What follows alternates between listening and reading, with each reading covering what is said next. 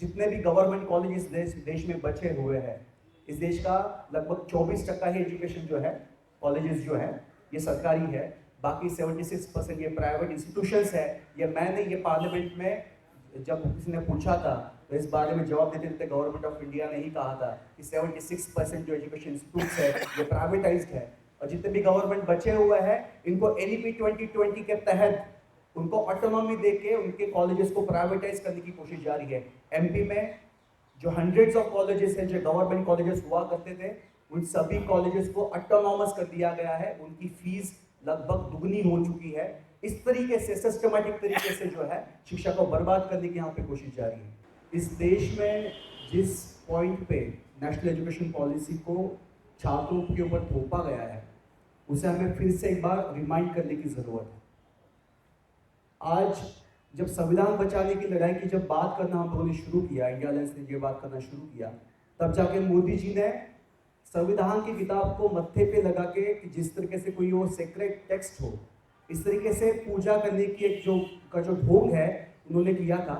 लेकिन यहाँ पे बताने की ज़रूरत है कि जिस तरीके से सारे पार्लियामेंट्री प्रोसीजर्स को बाजू में रख के ना इस NEP 2020 को लोअर हाउस में ना अपर हाउस में किसी भी जगह पे डिस्कस बिना करे संविधान की धज्जियां उड़ाने के बाद में इन लोगों ने इस नई शिक्षा नीति को इस देश के छात्रों पर थोपा है। तो हमें रिमाइंड करने की जरूरत है कि ये देश की जो शिक्षा नीति है, ये शिक्षा नीति देश की शिक्षा को बर्बाद करने वाली नीति है।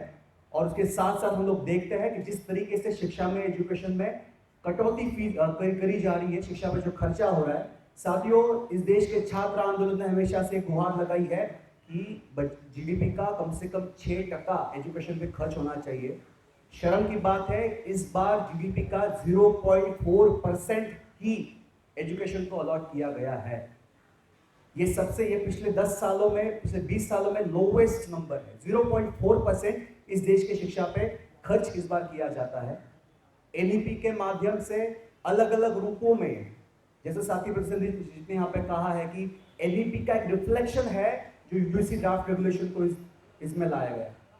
इसमें क्लियर तरीके से बोला गया है कि हम लोग किसी को भी रस्ते से उठा के किसी बना देंगे, कल बाबा रामदेव को उठा देंगे, कल किसी नीरव मोदी को बाहर से बुला के बिठा देंगे, किसी माल्या को बिठा देंगे जो आगे जाके आपका कैंपस का कॉर्पस फंड लेके भाग जाएगा। लेकिन उसको किसी को भी बिठाने की जो है सहमति जो है ये इस ड्राफ्ट रेगुलेशन में यहाँ पे दी गई है।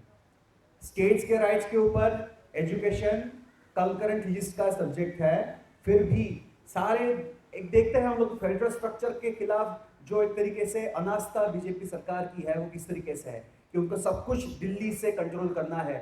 UGC एक ग्रांट को रेगुलेट करने वाली बॉडी है, ये कोई रूल्स एंड रेगुलेशन बनाने वाली बॉडी नहीं है। वाइस चांसलर्स को अपॉइंट करने का जो पूरा राइट है, ये राइट स्टेट गवर्नमेंट के पास इससे पहले था, वो हाथ से निकालने का जो पूरा एक जो षड्यंत्र है इन्होंने इस जगह पे किया है।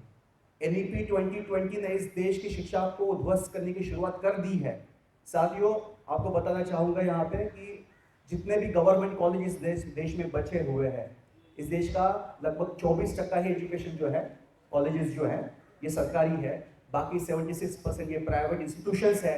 ये मैंने ये पार्लियामेंट में जब किसी ने पूछा था तो इस बारे में जवाब देते देते गवर्नमेंट ऑफ इंडिया ने ही कहा था कि 76% जो एजुकेशन इंस्टीट्यूट्स है ये प्राइवेटाइज्ड है, और जितने भी गवर्नमेंट बचे हुए हैं इनको NEP 2020 के तहत उनको ऑटोनॉमी देके उनके कॉलेजेस को प्राइवेटाइज करने की कोशिश जारी है।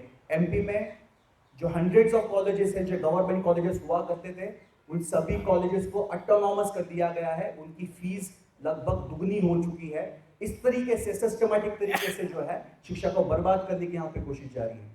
उसके साथ साथ जिस तरीके से प्रावधान NEP 2020 में किया है, आगे जाके ना आपका टीचर्स का कोई रिप्रेजेंटेटिव आपके एकेडमिक काउंसिल में बैठेगा, ना स्टूडेंट का कोई रिप्रेजेंटेटिव जो होगा वो यूनिवर्सिटी के पूरे जो डिसीजन मेकिंग प्रोसेस है उसमें हिस्सा लेगा। क्योंकि जब बोर्ड ऑफ गवर्नर्स अपॉइंट किए जाएंगे, जो सेंट्रली अपॉइंट किए जाएंगे, उसके बाद में जितना भी डेमोक्रेटिक इंस्टीट्यूशंस हमारे यहाँ पे है, कैंपसेस में है, टीचर्स यूनियन है, स्टूडेंट्स यूनियन है, उन सबका से खत्म कर दिया जाएगा। इस तरीके से एक षड्यंत्र जो है NEP 2020 ने किया गया है।